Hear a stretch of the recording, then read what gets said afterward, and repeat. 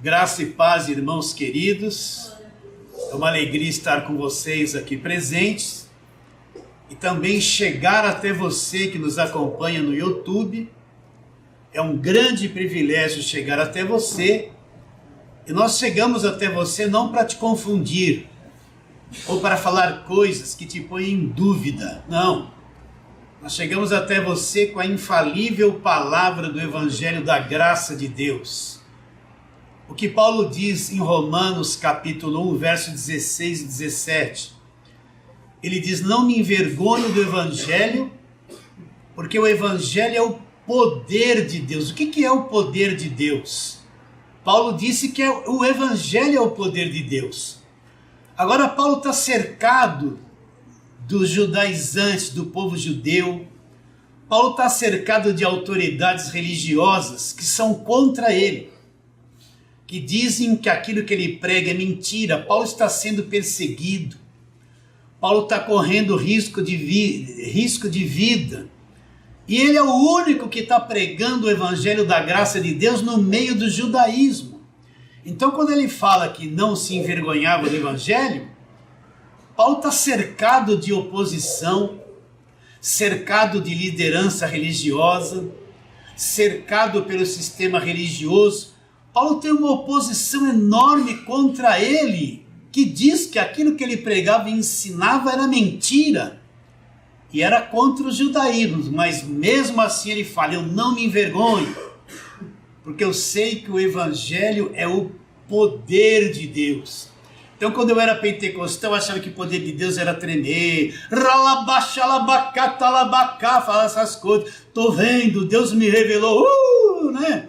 E a gente achava que o poder de Deus era um choque elétrico, é uma coisa que descontrola as pessoas, que tem que falar línguas, que tem que gritar. Mas depois a gente descobre que isso é o poder da carne, não é o poder de Deus. O poder de Deus é isso que Paulo disse: não me envergonhe do Evangelho, porque o Evangelho é o poder de Deus. Então esse poder chega a nós através de um conhecimento. É um poder que chega pelo conhecimento depois que eu conheço. Esse poder se manifesta na minha vida através da verdade do Evangelho e me põe em liberdade. Principalmente liberdade, não me leve a mal que eu vou falar da religião evangélica, né? Então o Evangelho é o quê? O poder de Deus. E nós chegamos até vocês com a infalível palavra do Evangelho da graça de Deus, que é o poder de Deus. Mas vamos à palavra de hoje. Vamos abrir a Bíblia em Romanos. Nós vamos começar uma série de meditação de carta de Paulo aos Romanos. Desde o capítulo 1, vamos ver se até o meio do ano a gente chega capítulo 9. Por que nós vamos trabalhar na carta de Paulo aos Romanos? Porque se eu quiser entender o que é Evangelho, eu tenho que entender carta de Paulo aos Romanos. Romanos é 100% Evangelho. Evangelho não é a Bíblia toda. A Bíblia toda é a palavra de Deus, mas é claro, toda ela foi inspirada por Deus, sim. Mas o Evangelho, eu encontro o Evangelho nas cartas de Paulo.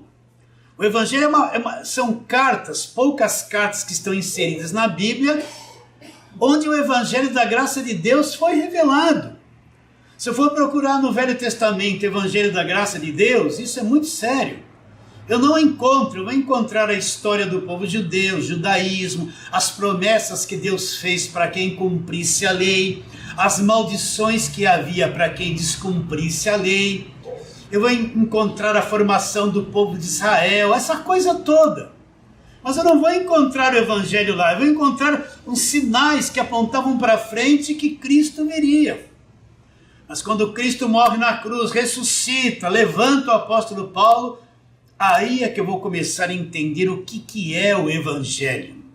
Então, eu preciso conhecer essa carta de Paulo aos Romanos, parte por parte. O conhecimento do Evangelho eu não adquiro em um dia, em um mês, em 2 anos. São anos que eu tenho que ser formado com o ensino do Evangelho da graça de Deus. O amadurecimento do Evangelho é uma coisa lenta. Até que o quebra-cabeça é montado dentro de mim, no meu espírito. até que o evangelho, todas as partes, Deus instala no meu espírito e eu passo a ter uma visão ampla do que é o evangelho da graça de Deus. Enquanto isso não acontecer, eu estou sujeito a acreditar num monte de coisas que se falam da graça e não é evangelho.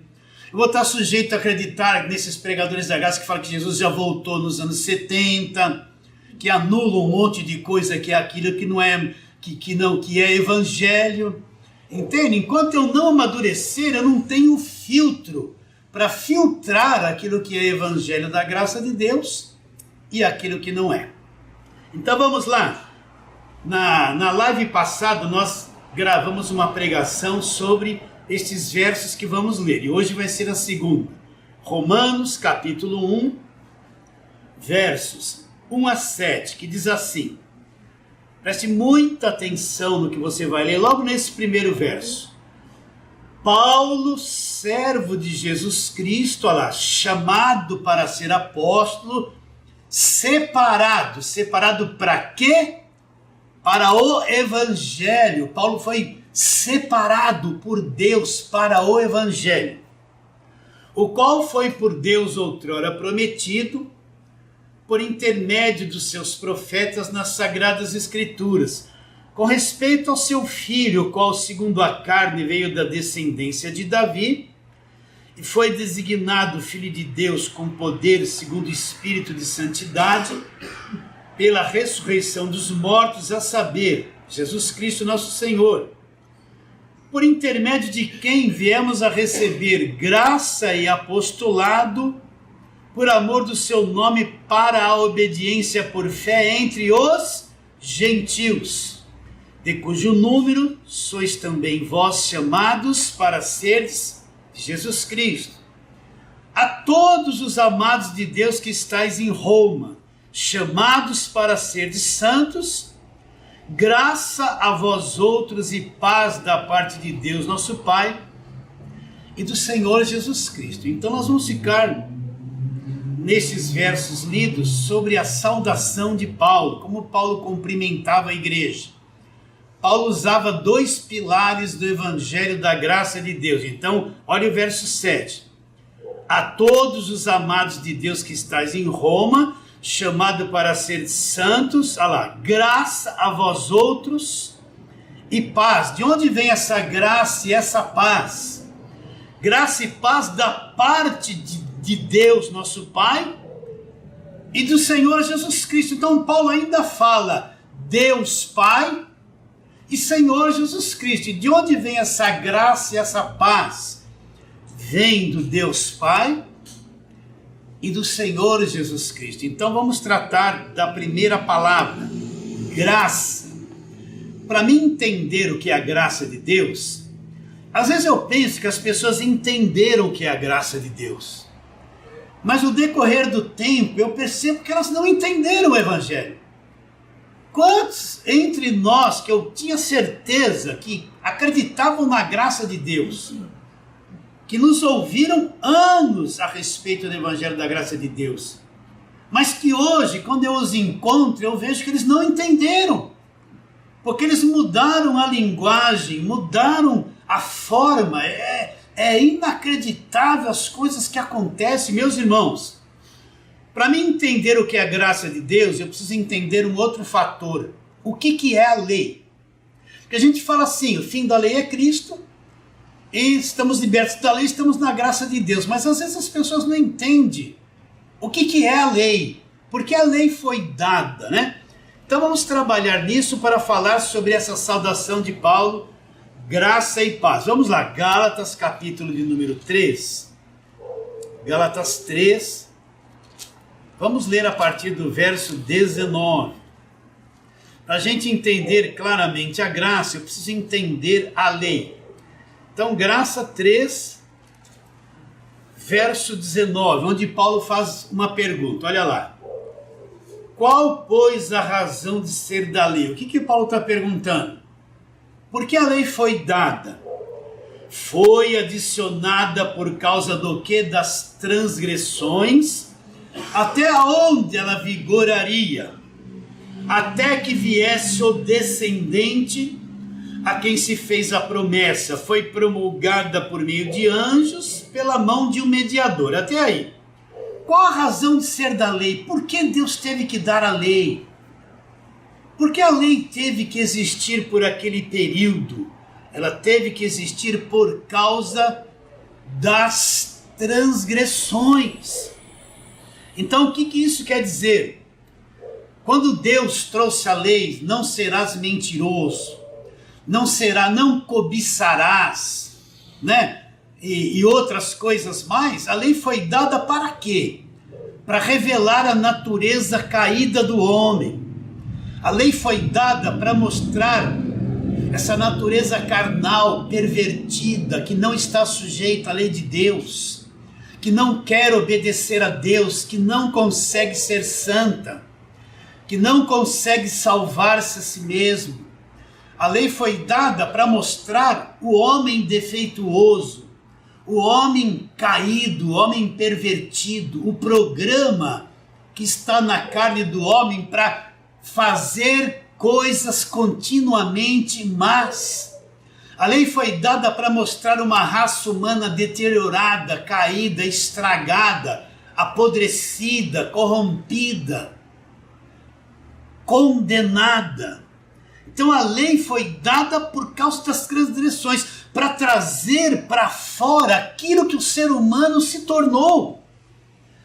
E para mim entender o que o ser humano se tornou, eu tenho que compreender o propósito da lei. Porque se eu não compreender, se eu achar que o homem é um pouquinho bonzinho, se eu achar que o homem ainda pode fazer uma boa obra que lhe dê condições de salvação, se eu achar que um esforço humano da carne vai agradar a Deus e ele vai ser salvo por esforço humano, eu não compreendo a graça de Deus.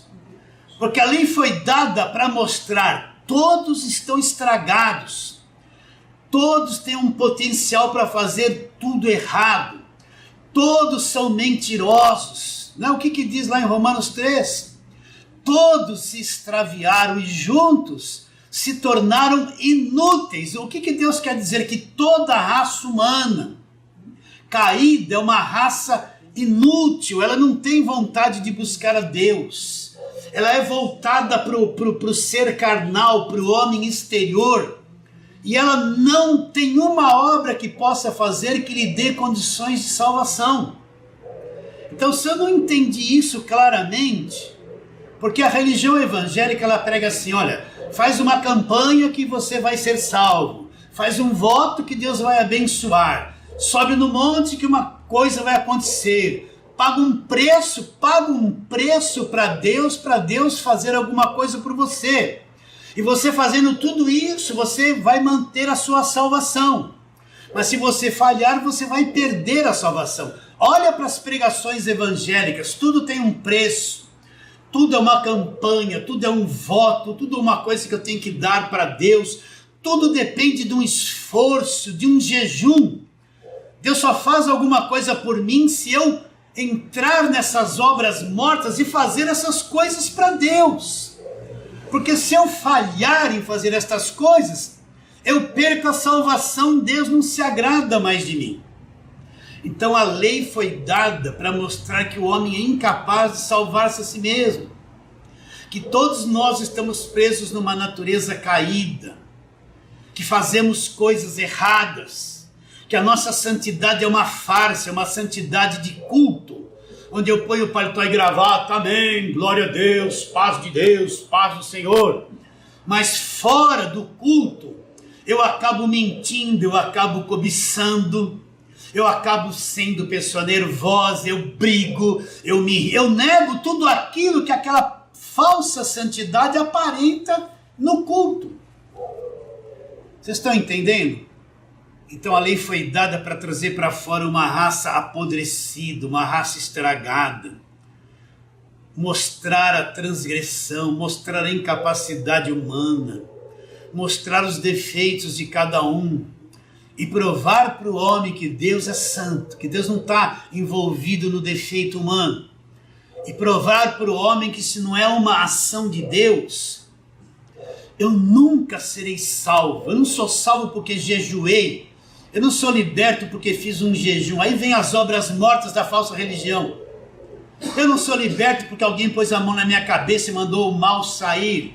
Ou porque um pastor gritou, sai, sai, sai, em nome de Jesus, sai, né? Não, eu não sou liberto, não tem uma obra que liberta o homem que ele possa fazer. Eu sou liberto pela graça de Deus. Está bem claro isso? Vamos para outro texto. Romanos, capítulo de número 7. Nós estamos Gálatas, volta um pouquinho. Romanos, capítulo de número 7. Paulo faz uma pergunta no verso 7. Olha lá. Que diremos, pois? Ele pergunta. É a lei pecado? De modo nenhum. Mas eu não teria conhecido o pecado senão por intermédio da lei. Pois não teria eu conhecido a cobiça se a lei não dissera, não cobiçarás. Então o que Paulo está dizendo? É a lei pecado? Não, a lei não é pecado. Mas eu não teria conhecido o que é pecado. Eu não teria conhecido esse estado da raça humana. Eu não teria conhecido essa natureza caída, o potencial maligno que está na minha carne de fazer tudo errado, se a lei não viesse e pusesse para fora, que cobiça era pecado. Então a lei, não esqueça isso, veio trazer para fora essa sujeira do homem. Olha o verso seguinte, vamos ler. Verso 8, olha lá. Mas o pecado tomando ocasião pelo mandamento, leia e entenda. Esse verso revela tudo que eu estou dizendo. É o resumo de tudo. Mas o pecado tomando ocasião pelo mandamento, o que o mandamento fez em mim? Despertou em mim toda sorte de concupiscência, porque sem lei está morto o pecado. Então quando a lei foi dada, o que a lei fez? Despertou em mim toda a minha mentira, minha cobiça, os meus defeitos. Ela despertou, ela pôs para fora a natureza humana e revelou aquilo que o homem era. Agora continua a leitura. Outrora sem lei eu vivia, mas sobrevindo o preceito da lei, o que a lei fez? A lei reviveu o pecado que estava em mim. A lei reviveu o defeito da raça humana, a podridão que ela se encontra, a carne maligna. A lei reviveu tudo isso em mim. Olha lá. Outrora serei eu vivia, mas sobrevindo a lei, sobrevindo o preceito da lei, reviveu o pecado em mim. O que aconteceu comigo? E eu morri. Me matou totalmente, a lei me matou totalmente, a lei pôs para fora toda a minha sujeira e me condenou e me matou. Aí ele diz, e o mandamento que me fora para a vida, verifiquei que se me tornou para a morte. O que ele está dizendo? Que mandamento é esse? É a lei. Quando Moisés subiu no monte para pegar as tábuas da lei, o que o povo falou? Tudo que Deus mandar nós vamos fazer. Quando Moisés começou a ler a lei, condenou todo mundo, porque ninguém conseguia cumprir a lei que Moisés trouxe do monte. Então Paulo fala, o mandamento que eu pensei que seria para trazer vida para mim, eu pensei que a lei traria vida, pensei que a velha aliança traria a vida, me trouxe a morte. Quando a lei foi pronunciada, matou todo mundo, encontrou todo mundo condenado. Por isso que a lei é chamado por Paulo ministério da morte e ministério da condenação. Vamos lá, segunda carta de Paulo aos Coríntios. Vamos lá, para a gente falar sobre a graça de Deus, eu tenho que entender isso claramente. Então, segunda carta de Paulo aos Coríntios, capítulo de número 2. Vamos ler a partir do verso 5 para ficar bem claro. Vamos lá, segunda carta de Paulo aos Coríntios, capítulo de número 3, verso 5. Não que por nós mesmos sejamos capazes de pensar alguma coisa, olha lá, como se partisse de nós. Pelo contrário, a nossa suficiência vem de Deus, o qual nos habilitou para sermos ministros, olha lá, da nova aliança, não da letra, mas do Espírito, porque a letra da lei mata, mas o Espírito vivifica. Agora, como é que ele qualifica o ministério da lei? E se o ministério da morte, olha lá, ministério da morte gravado com letras em pedras. O que é o ministério da morte? Que foi gravado com letras em pedras. É o ministério da lei que foi gravado. E Paulo está dizendo que a lei é um ministério de execução. Sabe, antigamente, quando tinha aqueles verdugos, né? A pessoa era condenada, põe a cabeça assim para cortar o pescoço dela. Naqueles filmes antigos passa isso. Põe na guilhotinha assim, aí vem aquele cara fortão dos filmes, né, encapuçado para ninguém ver a cara dele. Você olha na mão, ele está com uma lâmina enorme. E tá assim, quando fala agora, ele vem com a lâmina, não aparece a cabeça caindo, mas ele vem e tchum! Passa a lâmina e corta o pescoço do indivíduo. A lei é o ministério da morte. A lei veio fazer justamente isso. Passar a guilhotina na raça humana e dizer que todo mundo é condenado, estragado e pecador. Mas não podia tirar o homem dessa situação. Por isso, meus irmãos, ainda a gente encontra até o dia de hoje gente que quer guardar sábado, gente que quer ser salvo guardando a lei, gente debaixo do jugo da lei do judaísmo, gente praticando o judaísmo debaixo da lei, querendo trazer isso para o evangelho da graça de Deus, não entende nada do que nós estamos falando. As campanhas do Velho Testamento, as práticas do Velho Testamento, trouxeram todos os símbolos dos judeus para pôr na igreja, castiçal, tocando chofar, arca da aliança passando no meio da igreja, tudo isso morreu, tudo isso era lei, tudo isso são símbolos da condenação da lei. Está bem claro isso? Então, se eu não tiver clareza sobre isso, a lei, a natureza humana, o ministério da morte, a lei era o ministério da morte. Olha, continua a leitura. Verso 7 de novo. Se o ministério da morte, gravado com letras em pedra, se revestiu de glória, a ponto de os filhos de Israel não poderem fitar a face de Moisés por causa da glória do seu rosto, ainda que desvanecente, como não será de maior glória? É o ministério da nova aliança, o ministério do Espírito. Agora Paulo qualifica a lei como outro ministério, olha lá. E se o ministério da condenação foi glória, por que ele qualifica a lei como ministério da condenação? Porque a lei só veio para condenar. A lei só veio para condenar e não tinha poder para salvar ninguém. Então, quando eu compreendo isso, claramente eu vou chegar a uma conclusão. Qual? Tem uma coisa impossível para o homem. É impossível para o homem salvar-se a si mesmo. É impossível para o homem fazer alguma coisa que lhe dê condições de ser salvo eternamente. Não existe nenhum esforço humano que o homem possa fazer, que Deus olhe para ele e fale assim, eu vou te salvar por causa desta obra que você fez. Não existe.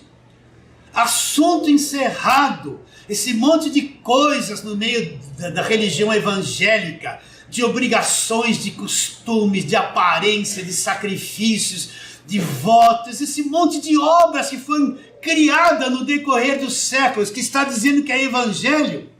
Nada disso tem poder de me salvar, ainda que eu pratique todas essas coisas.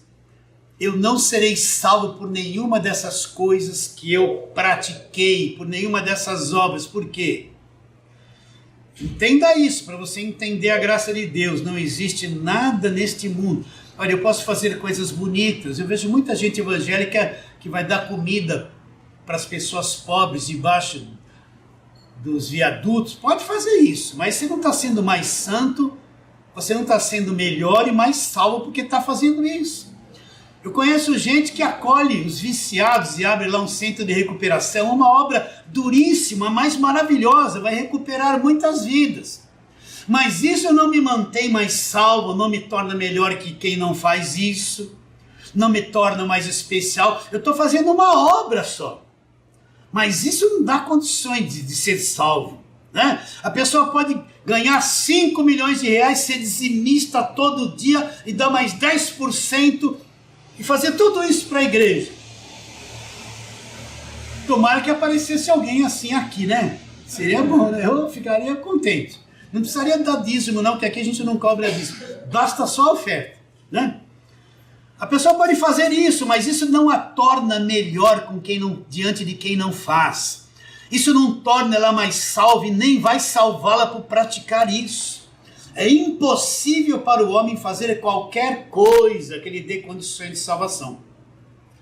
O que nós estamos meditando? Paulo cumprimentava a igreja com duas verdades: graça e paz da parte de Deus. Isso vem de Deus e do Senhor Jesus Cristo, não vem de nós. Está bem claro isso na sua mente? Então o que é impossível para o homem? Salvar-se a si mesmo. Não tem condições, não tem jeito. Se Deus não operar no coração do homem, quem é o Salvador? É Jesus Cristo. O Salvador é aquele que salva. Quem executa a salvação? É Jesus Cristo. Ele executa a salvação. Não é o homem que decide. Esse negócio aceita Jesus. Eu nunca vi ninguém e nenhuma instrução do Novo Testamento para alguém fazer um apelo e dizer assim: aceita Jesus ou dê uma chance para Jesus. Não existe isso na Bíblia, mas existe isso dentro da igreja. Dá uma chance para Jesus. Vem aqui na frente aceitar Jesus. Se Deus não agir no coração do homem, não fizer uma obra, o homem nunca vai crer em Jesus Cristo. Nunca vai ser salvo por si mesmo. Vamos ver onde está isso na palavra de Deus. Vamos lá, João, vamos lá, João capítulo de número 6. Jesus está trazendo uma pregação nesse capítulo, dizendo que ele é o pão da vida. Ele tá dizendo que ele é o pão que desceu do céu. Perguntaram para Jesus: o que devemos fazer para realizar as obras de Deus? Eles pensavam que Jesus ia dizer assim: faz isso, faz aquilo, e vocês estão fazendo a obra de Deus. Jesus Cristo disse: olha, a obra de Deus é essa, que vocês acreditem naquele que por ele foi enviado. É só crer em Jesus, a obra de Deus. E diálogo vai, diálogo vem, muitos não estão acreditando, estão questionando ele. Mas no verso 37 do capítulo 6 de João, ele fala assim: todo aquele que o Pai me dá, esse virá a mim. E o que vem a mim, de maneira nenhuma lançarei fora. Presta atenção. Todo aquele que o Pai me dá, é uma obra de Deus. Olha, uma pessoa crer em Jesus Cristo e crer no Evangelho da graça de Deus, é uma obra de Deus. Não tem esse negócio: eu vou ganhar uma alma. O homem fala que vai ganhar almas. O homem não tem poder de converter ninguém. Você encontra lá no Velho Testamento: o que ganha alma, sábio é. O que escreveu isso não sabia nada do Evangelho, não conhecia nada da graça de Deus. É uma linguagem lá da velha aliança. Se Deus não fizer a obra da graça no coração do homem, o homem nunca vai crer em Jesus Cristo, ele nunca vai crer no Evangelho da graça de Deus. Ele pode viver 30 anos dentro de uma igreja evangélica, fazendo campanha, fazendo voto, sendo dizimista. Aí você pergunta para ele: tem certeza da salvação? Ele vai dizer: eu estou me esforçando. Essa semana ele vai me ouvir dizer isso. O irmão mandou um WhatsApp, falou: pastor, eu estou meio balançado aqui. Por quê? Ele mandou lá uma pregação de um ex-adventista. Ele perguntou para esse homem, falava que pregava a graça de Deus. Ele perguntou para esse ex-adventista, uma pessoa famosa no YouTube, ligou para ele e falou: escuta, a gente não perde a salvação. É esse homem que disse que pregava a graça. Disse assim para ele: eu nem tenho certeza se eu sou salvo ainda, eu estou me esforçando para ser. Aí isso balançou ele veio perguntar para mim. Se você chegar para uma pessoa que não teve revelação e falar: você tem certeza da salvação? Olha nos olhos dela. Ela vai achar que, olha, bom, esse mês eu dei o dízimo. Ela vai comparar a salvação a obras. Não tem certeza se é uma pessoa salva. Não tem convicção que não se perde a salvação. Ela está morta dentro de uma igreja evangélica. Por isso, se Deus não abrir o entendimento, isso é obra de Deus. Não é, nenhum homem tem poder de abrir a cabeça de ninguém. Vou ler o verso 37 de novo. Todo aquele que o Pai me dá, esse vem a mim. E o que vem a mim, de modo nenhum lançarei fora. Olha lá, verso 44, ninguém pode vir a mim se o Pai que me enviou não o trouxer. e eu ressuscitarei no último dia. Está escrito nos profetas, olha lá, e serão todos ensinados por Deus. Portanto, todo aquele que da parte do Pai tem ouvido e aprendido, aquele que da parte do Pai tem ouvido. Deus está fazendo aquela obra dentro da pessoa. E aprendido, o que vai acontecer? Esse vai vir a ele. Esse vai vir a ele. Vira aí a página, você vai chegar no verso 65. Não sei se a sua Bíblia precisa virar a página. Um monte de gente estava contra Jesus, não acreditaram no que eles falaram, estavam escandalizados. Muitos discípulos foram embora. E os demais discípulos perguntaram: olha, o pessoal está tudo escandalizado por aquilo que você falou. Né? O que Jesus disse assim? Verso 65, e prosseguiu: por causa disso é que vos tenho dito, ninguém pode vir a mim. Pelo amor de Deus, entenda isso. Por isso é que vos tenho dito, ninguém poderá vir a mim se pelo Pai não lhe for o quê? Concedido. Ninguém pode vir a mim se pelo Pai não for concedido. Então a graça de Deus é uma obra de Deus no interior do homem, que vai tirar um véu, ele vai entender, é só Deus que pode fazer isso. E nós vemos testemunhos de gente que estava 30, 40 anos, 20 anos na igreja, em todo o ritual da igreja, mas nunca tinha entendido que era evangelho. Quando Deus fez a obra, ninguém pode vir a mim se pelo Pai não lhe for concedido. Está claro isso na tua mente, meu irmão, minha irmã? Então vamos lá, Efésios capítulo 2, vamos lá, Efésios capítulo 2, vamos lá falar sobre a palavra que Paulo diz, graça e paz. Efésios capítulo de número 2, vamos ler a partir do verso 5. Depois você leia desde o verso 1, mas vamos ler desde o verso 5. Ali vai mostrar a nossa condição. E estando nós mortos em nossos delitos, como que estávamos? Mortos em nossos delitos, mortos nos pecados. Como estávamos? Mortos. Então, vivos na carne, mas em espírito mortos. Está bem claro isso? Estando nós mortos nos nossos delitos, olha lá, quem nos deu vida? Quem operou em cada um de nós? Foi Deus. Nos deu vida lá juntamente com Cristo, não fora de Cristo. Pela graça sois salvos, juntamente com Ele nos ressuscitou e nos fez assentar nos lugares celestiais em Cristo. O que ressuscitou em nós? O nosso corpo não. Mas o que ressuscitou em nós foi o Espírito, que quando Adão morreu, morreu lá. E nós nascemos mortos. Então Deus, através da ressurreição de Cristo, ressuscita o homem morto, ressuscita o homem interior, nosso espírito nasce de novo, ressuscitou, saímos dos mortos, isso dentro de cada um de nós, isso é evangelho. E quando isso acontece, entendi a graça de Deus, nossa, isso está me atraindo, nossa, eu estava naquele lugar que só pregava isso, aquilo, nossa, como aquilo, eu não suporto mais. Ele nasceu, ressuscitou, acordou, não suporta mais as pregações da velha aliança, acordou. E juntamente com ele nos ressuscitou e nos fez assentar nos lugares celestiais em Cristo, para mostrar nos séculos vindouros. Olha, nós estamos nesses séculos vindouros, já chegaram, nós estamos neles. Para mostrar nos séculos vindouros a suprema riqueza da sua graça, em bondade para conosco, em Cristo. Repare bem, tudo ligado a Cristo, tudo conectado a Cristo, nada fora de Cristo.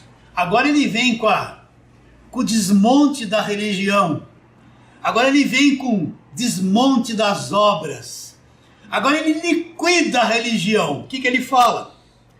Porque pela graça sois salvos mediante a fé, ponto e vírgula. A pessoa vai ler essa parte e fala, eu que criei, eu sou bom, eu que me esforcei, paguei o preço, tive fé. Não, porque pela graça sois salvos mediante a fé. Isto não vem de vós, você não produziu esta fé, não vem de você, é um dom de Deus, é uma dádiva, é um presente que Deus pôs Quando ele ressuscitou, o teu espírito veio este dom, você creu, é instantâneo. Porque pela graça sois salvos mediante a fé. Isto que aconteceu, você está crendo, não vem de você, é um dom, é um presente, é uma dádiva de Deus, não vem de vós. Ah lá, é um dom de Deus, não vem de obras para que ninguém se glorie. Agora ele fala, pois somos feitura dele, fomos feitos por ele, criados em Cristo Jesus para as boas obras, a qual Deus de antemão preparou para que andássemos nela. Não vem de obras para que ninguém se glorie. É isso que Paulo está dizendo. Quando Paulo falava graça e paz, ele queria trazer na mente da igreja essa verdade gloriosa. Não vem de obras. Não vem de obras. Pastor, alguém poderia perguntar. Então quer dizer que não tem jeito, não vem de obras mesmo. É impossível o homem fazer alguma coisa para salvar-se a si mesmo. Não vem de obras. É um dom de Deus, é uma graça de Deus, é obra de Deus. Por isso que para alguém crer em Jesus Cristo de verdade, porque tem muita gente, qualquer um crê em Jesus Cristo. Chega lá para o espírito, ele crê em Jesus Cristo. Chega um macumbeiro, todo mundo crê em Jesus Cristo. Mas crer em Jesus Cristo conforme o evangelho da graça de Deus é obra de Deus. Então, desde que você nasceu, Deus está fazendo obra na tua vida. Você pensa que a obra de Deus começou na sua vida aquele dia? Eu creio em Jesus Cristo. Eu creio. Deus trabalhou desde a tua infância. A coisa estava tão destruída dentro de você que às vezes Deus precisou esperar 30 anos para chegar na plenitude do teu tempo para você acordar. Então não fala assim, eu só encontrei Jesus com 50 anos, gostaria de ter encontrado com 20. Não teve jeito de você encontrar com 20. Você estava tão morto, tão destruído, que não tinha como acordar naquele tempo. Desde que você nasceu, Deus está fazendo a obra. Ele foi fazendo, passou pela sua infância, adolescência, juventude. Uns na juventude já encontram. Aí passou e a coisa foi. Aí chegou a hora do fruto maduro. Sabe aquela hora que a manga está amarelinha, vermelhinha, bonita, madura e doce? Amadureceu. Quando chegou a hora do fruto maduro na tua vida, você passou pela religião evangélica, fez muita coisa, deu glória, sapateou, tocou, cantou, fez 1001 coisa. Mas faltava. Mas um dia, quando o fruto amadureceu, aí o tempo de Deus, a obra é agora. É que nem Jesus. Jesus teve um tempo para vir na terra. Ele esperou passar milhares e milhares de anos, aconteceu um montão de coisa com o povo de Israel, até que ao se cumprir a plenitude do tempo, chegou o tempo certo, Deus enviou o seu filho. Então a obra de Deus começou na tua vida no tempo que você era macumbeiro, feiticeiro, católico, você nem sabia. Mas Deus estava lá trabalhando, somando as coisas. Aí chegou a hora do fruto maduro. E em qualquer lugar você pode ter ouvido uma música que falasse de Deus. Você, não sei. Aquilo aconteceu. Deus disse assim, chegou a hora e tchum. Pois o dom da fé ressuscitou e você acordou. Acordou. Mesmo assim não entendi o evangelho da graça de Deus. Aí a coisa vem vindo, Deus vem puxando o cordãozinho, ele fisgou o anzol. Aí ele vem devagarzinho e você quer sair fora um pouco e vai para lá e vem para cá, Deus dá a linha. Paciente, como Deus é paciente demais. Até que você veio cansado, cansou da religião evangélica, aquele começo de crente, eu vou converter todo mundo, eu estou no culto tarde e noite, eu estou lá, faço tudo na igreja, eu estou a 200 por hora, é comigo mesmo, eu sou o obreiro perfeito. Aí o tempo foi passando, você foi se cansando, se decepcionando, tudo isso é obra de Deus. O pastor que era Deus para você se tornou homem, deixou de ser Deus. Aquele monte, aquela irmãzinha, rabalabalá, Deus me ama, que assim você achava o máximo. Você viu que aquele chuchu começou a murchar.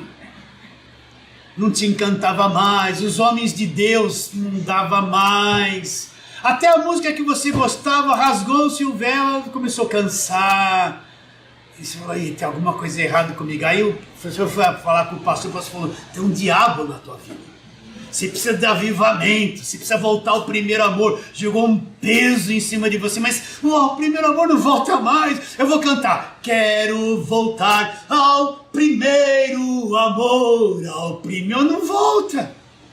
Aí quando você estava meio assim travado, você ia para a igreja para manter a aparência, você não estava mais gostando. Aí veio uma voz, uma coisinha e fez assim, plum.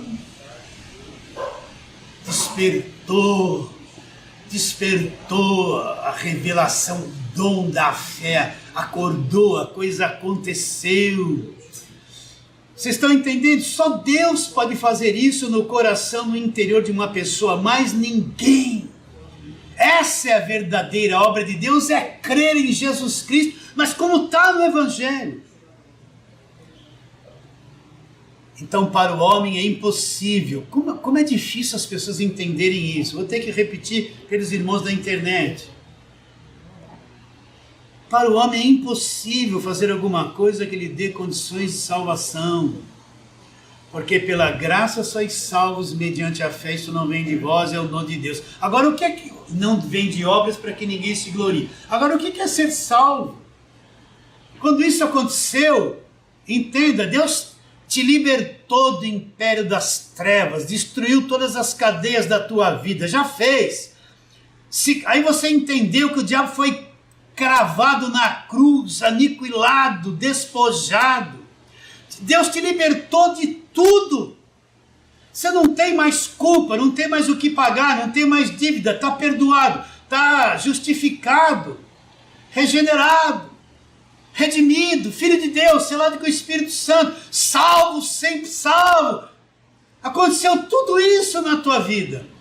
Ser salvo, salvo não precisa de imposição de mãos para ser liberto, não precisa de unção com óleo, não precisa de sal grosso, não precisa de campanha, não tem demônio nele, não entra diabo nele, ele não precisa de culto de libertação de sexta-feira forte.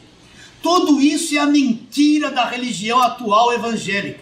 Ele já é liberto, só que ele precisa aprender, ele precisa de alguém mais adulto que ele, que vai pegar na mão e ensinar o que aconteceu com ele, que é a pregação e ensino do Evangelho da graça de Deus. Então quando Paulo, olha, tudo isso que nós falamos, quando Paulo chegava diante da igreja, ele falava assim, imagine Paulo assim. Dizem que Paulo não era muito bonito, alguns dizem até que ele era meio careca, mas imagine Paulo chegando diante da igreja assim, ó, com aquela compreensão profunda. Ele chegava assim, graça, graça, né? E paz. Imagine o brilho dos olhos dele. Entende? Graça, meus irmãos. Graça. E os judeus, quando via Paulo pregar isso, fazia que nem Tiago. Não, o homem é salvo por obras. O homem é justificado por obras. Pode essa fé salvar? Pregava contra Paulo. Então Paulo dizia graça e paz. A lei foi dada por intermédio de Moisés. A velha aliança até a cruz. Mas a graça e a verdade, como que elas vieram? Vieram duas coisas por Jesus Cristo. A graça e a verdade, elas vieram por meio de Jesus Cristo. O que veio por meio de Jesus Cristo? A graça e a verdade. Então por isso que Paulo fala graça e paz, os dois pilares da graça de Deus. Recebe essa palavra de hoje. Então vou terminar dizendo isso. É impossível para o homem fazer alguma coisa para salvar-se a si mesmo. Por isso que pela graça sois salvos, mediante a fé. Isto não vem de vós, é um dom de Deus. Não vem de obras para que ninguém se glorie. E na próxima live, a próxima pregação, nós estaremos falando desta paz. Foi uma alegria estar com vocês. Vamos ficando por aqui. Eu vou me despedindo de todos vocês declarando isso. A sua vida vale mais que o mundo inteiro.